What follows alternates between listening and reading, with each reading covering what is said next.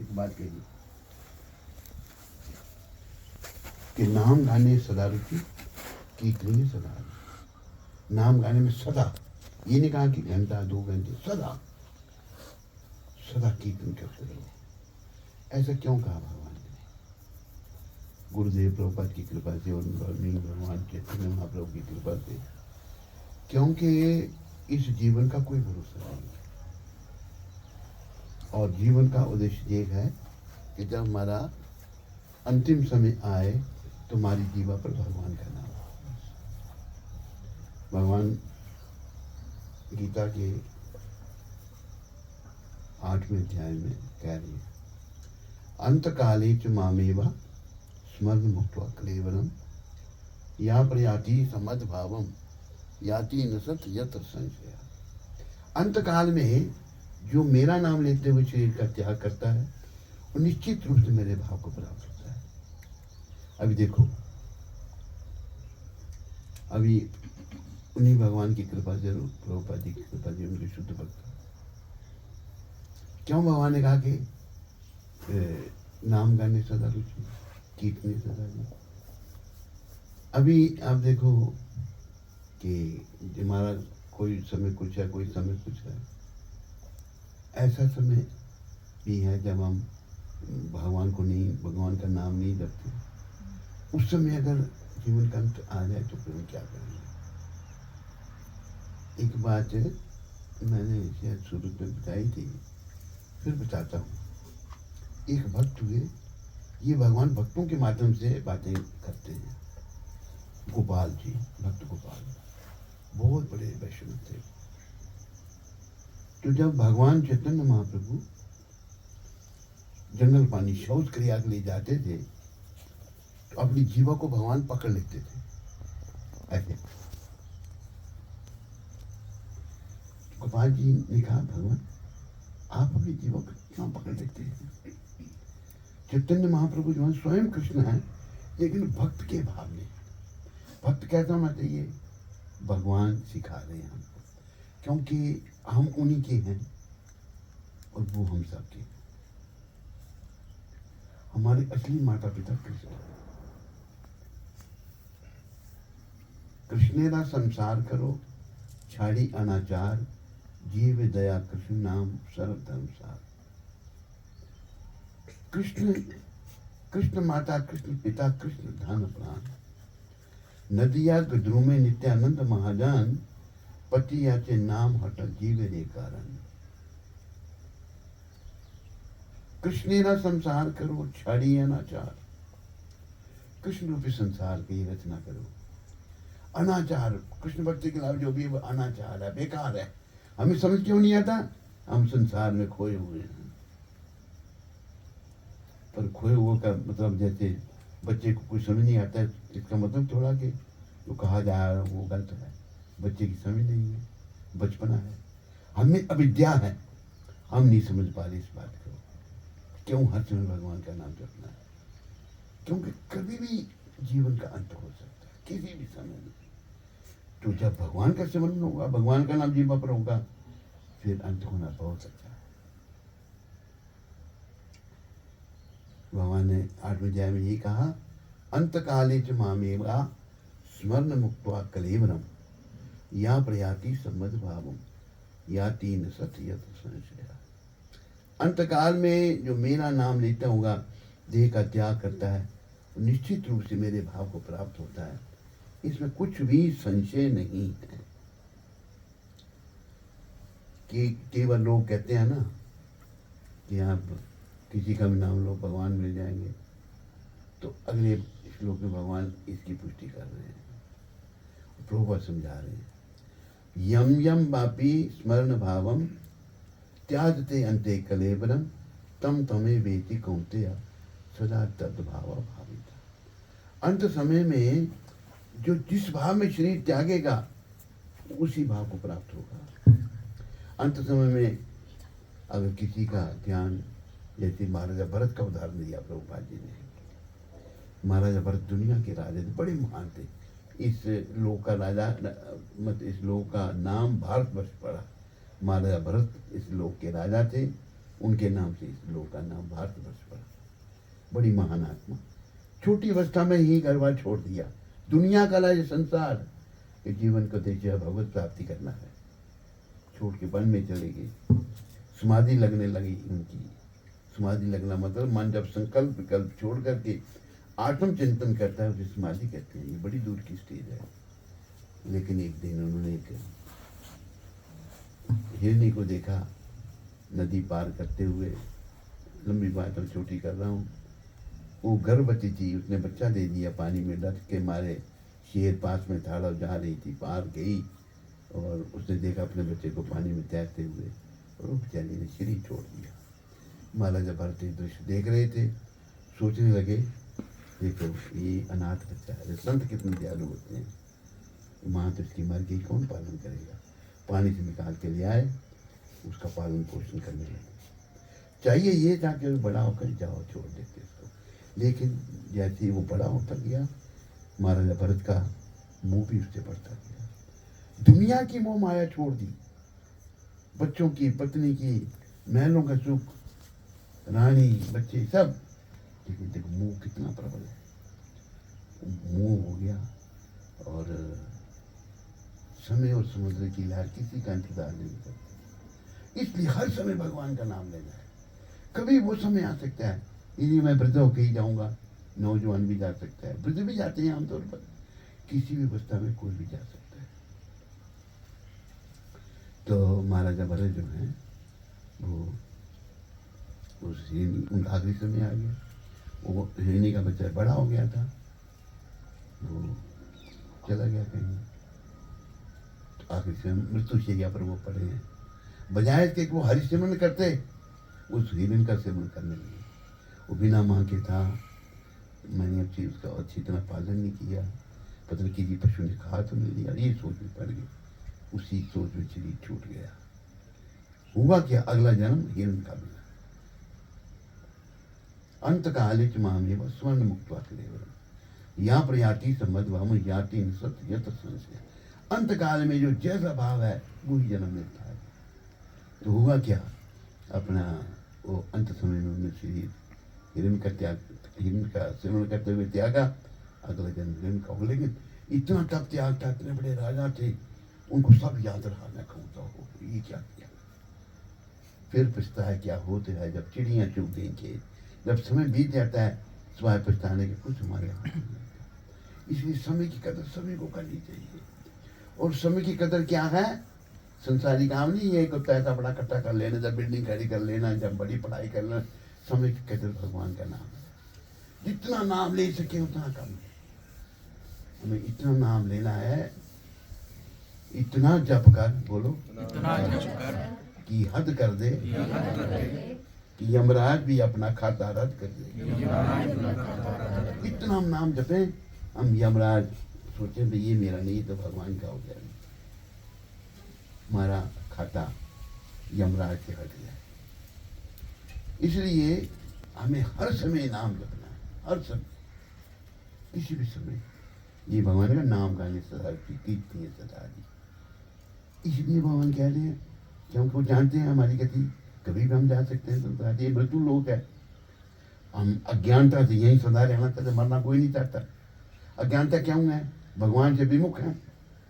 अज्ञानता कब जाएगी, जब भगवान के उन्मुख हो जाएंगे, उनका नाम जपते रहेंगे। सब फिर धीरे धीरे जब शुद्धि होगी सब समझाना शुरू हो जाएगा। अभी हम अशुद्ध हैं, इसलिए कहा है नाम गाने सदा रुचि, कीर्तनीय सदा हरि। हम नाम में सदा के लिए रुचि पैदा करें, नाम जपें। कोई पता नहीं जीवन का कब अंत हो जाए। तो और जो भाव होगा अंत काल में, अंत समय में, उसी भाव को जीत प्राप्त है। इतना तप त्याग महाराजा भरत का, हिरन में ध्यान चला गया, हिरन से मोह हो गया उनको। अगला जन्म हिरन का हो गया। फिर उनको याद रहा मैं जो राजा भरत था बड़ी गलती करी थी। फिर वो उसी जगह पर आगे जहाँ पहले रहते थे, सूखे पत्ते खा के गुजारा किया। फिर जब उनका हिरन का शरीर छूटा तो भगवान ने उनको अगला जन्म ब्राह्मण के घर में दी है। तो उनके पिता के 2 विवाह थे। एक विवाह से 9 बेटे थे, एक विवाह से एक बेटी और एक बेटा। बेटा जो था वो वर्तमान रहा था। इस जन्म से ही उनको पूर्व जन्म का भी ज्ञान था। गूंगे और बहरे बन के ना कुछ बोलना ना सुनना। वर्णन आता है कि इनकी भाभी हैं, बड़े हो गए, शरीर बड़ा अच्छा था, भक्त हैं शुद्ध भगवान की। तो उनको खुरचन दे देना, सड़ा हुआ अन्न दे देना, जला हुआ अन्न दे देना। बेचारे वही खा के गुजारा किया। बोलना नहीं पहले इस जन्म में मैंने बहुत प्राप्ति कर ली है। वरना तो बहुत तकलीफ थी उनको। भाभी नहीं कहते मैं ठंडा खाता कुछ नहीं है, खाली खाता है कुछ सहन किया। आखिर फिर उन्होंने कब मुंह खोला था। एक बार वो जा रहे थे, बोलते नहीं थे किसी से। राजा रहुगुण थे, उनकी पालकी उठा के 4 आदमी ले जा रहे थे। एक आदमी बीमार हो गया उनसे, तो बीमार हो गए। तो फिर महाराज को जाना है, राजा का उनको मिल गए।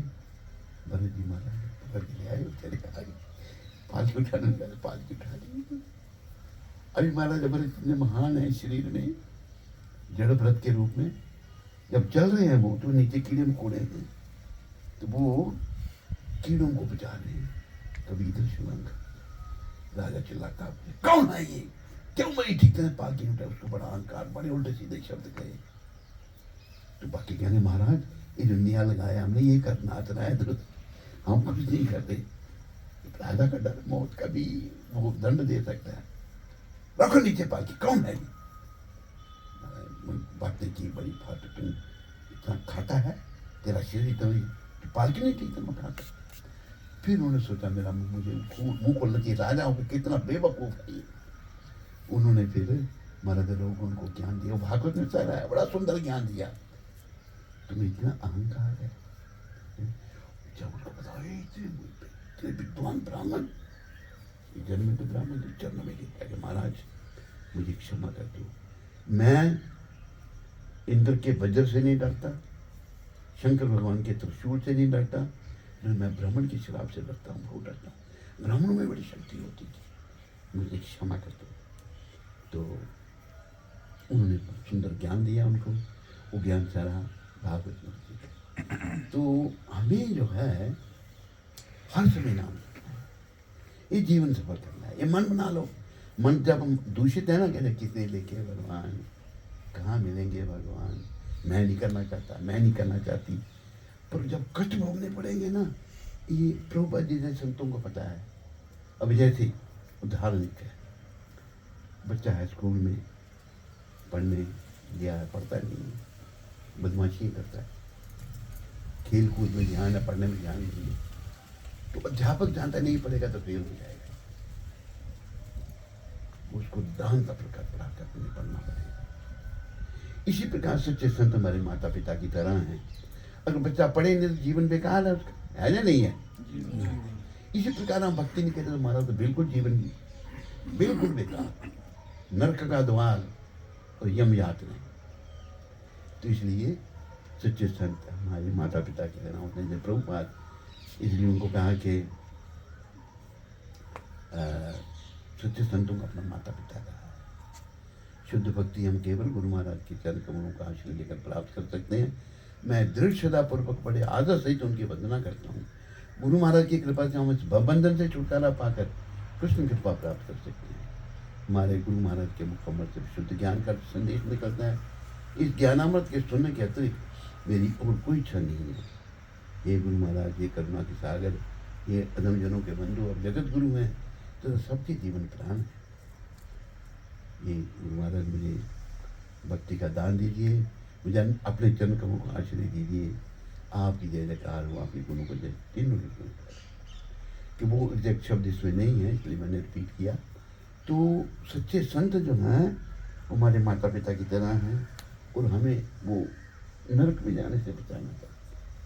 और हम दुनिया में खोए हुए, चाहे पुरुष का चोला चाहे स्त्री का चोला, देखो हमें समझ नहीं आई तो ये तो समझ आती है भाई, मेरे माँ बाप मर गए, दादा दादी मर गए, चाचा चाची मर गए, मेरा ताऊ मर गया, मेरे कई रिश्तेदार मर गए।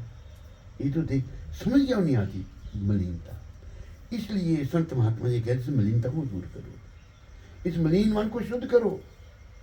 मलिन मन शुद्ध होगा, नाम गाने सदा रुचि, सदा नाम जपते रहेंगे। जब हम कभी नाम को भूलेंगे नहीं, तब मन धीरे धीरे शुद्ध होगा, एकदम नहीं शुद्ध होगा। धीरे धीरे रे मना, धीरे सब कुछ होए, माली सीधे सौ बड़ा ऋतु आए। धीरे धीरे मन शुद्ध होगा। कोई कहे अभी मैं नाम ले रहा हूँ मुझे शुद्धि हो जाएगी, नहीं धीरे। ऐसे लोगों को ही कहा भाई, माली एक वृक्ष लगाता है, पानी देता है उसको, ऋतु आएगी, वृक्ष बड़ा होता है, तो ऋतु उसकी आएगी जब, तो फिर वो फल लगेंगे उसमें। आज वृक्ष लगाया, कल फल मिलेंगे नहीं, ये हमें ध्यान रखना है। हम सभी प्रायः उतावले हैं। उतावले हमारे मलिन मन का काम है। उतावलापन जो है ना, ये मलिन मन की जो है मूर्खता है। मन बड़ा मलिन है, बड़ा उतावला है हर बात में। उतावलापन खत्म करना है। वो सब बातें, ये दोष जो हैं, ये जो दुर्गंध, क्योंकि आखिरी समय में जब आखिरी समय में आ जाता, पता लग जाता है जाने वाले को।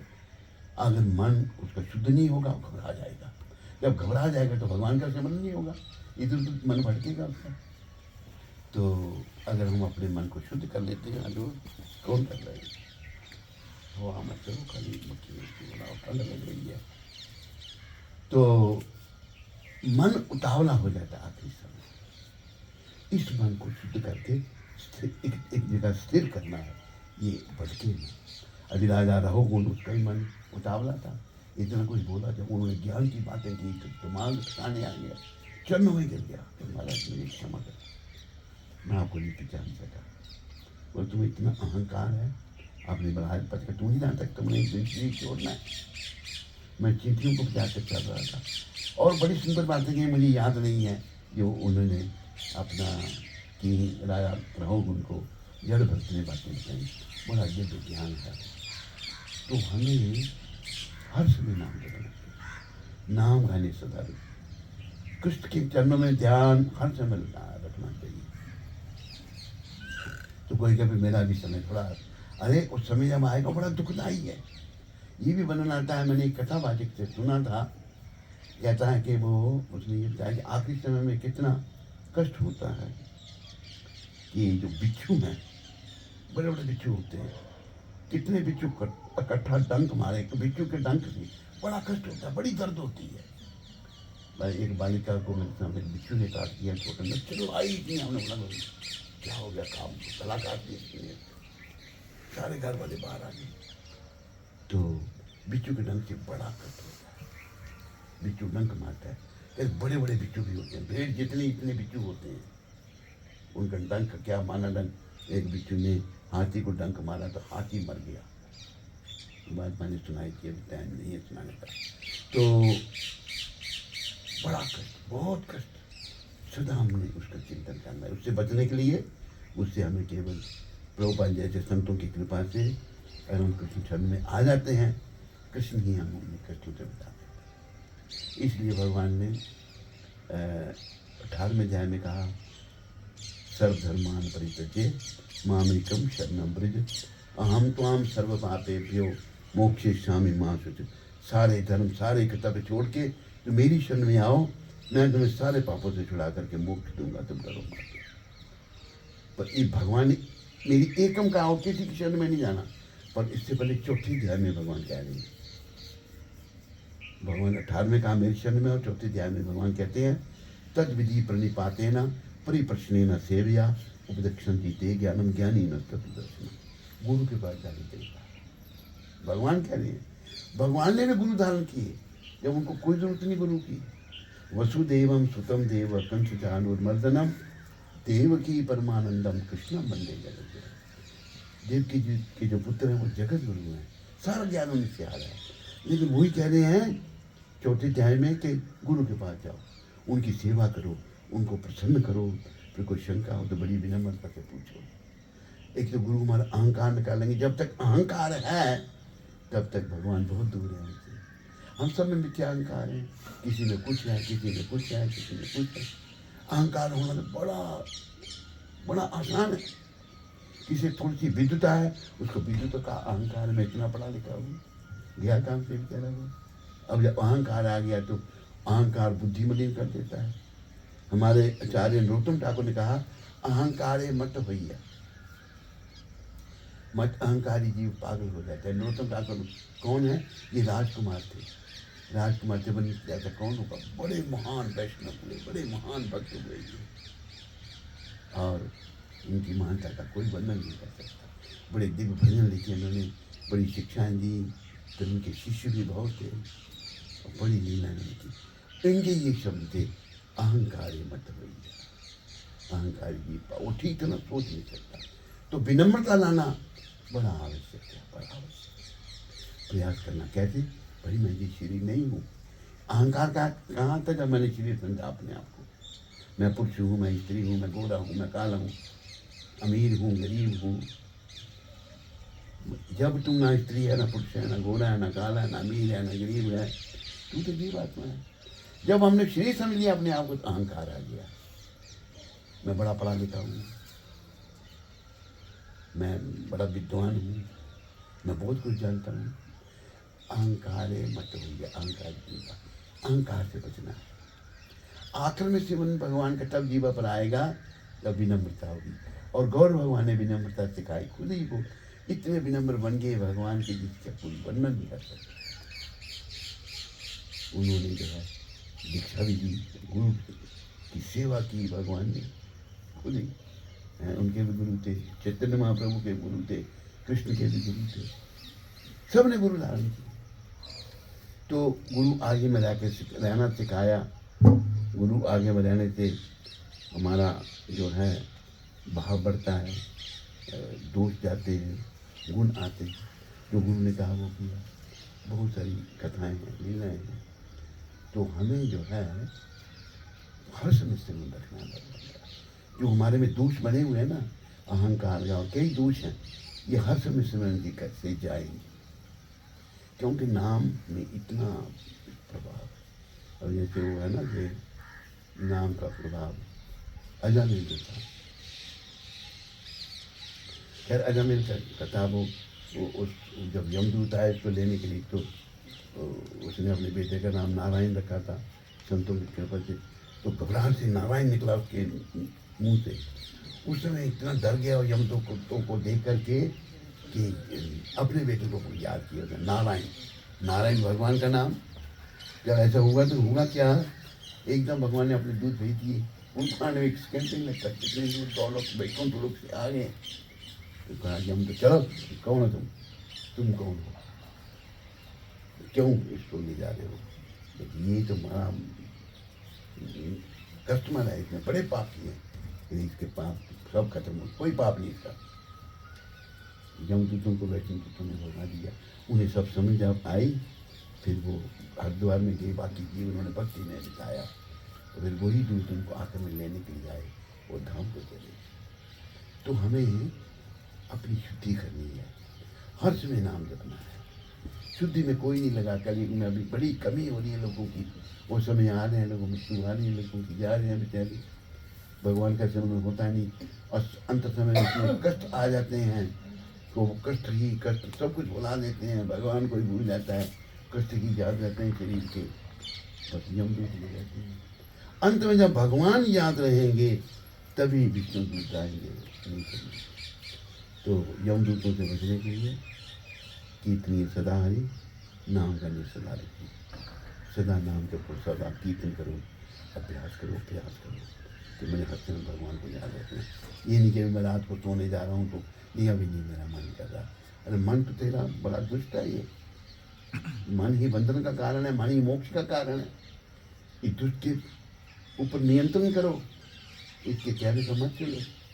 ये जो भी कहता है उल्टा कहेगा। मन कभी सही नहीं, जब तक शुद्ध नहीं हुआ ना इसने उल्टा कहना, जब शुद्ध हो जाएगा फिर उल्टा कुछ नहीं होगा, फिर सीधा हो जाएगा। तो शुद्धि हर समय नाम रखना। हरे कृष्णा कृष्णा कृष्णा हरे हरे, हरे राम राम राम हरे हरे, हरे कृष्णा कृष्णा कृष्णा हरे हरे, हरे राम राम राम हरे। कोई प्रश्न किसी को? देख किसी को है प्रश्न? किसी ने हाथ खड़ा किया? किसी सूरत वाली ने या हाथ खड़ा किया? हरे कृष्ण। अरे जोर से बोला करो, हरे कृष्ण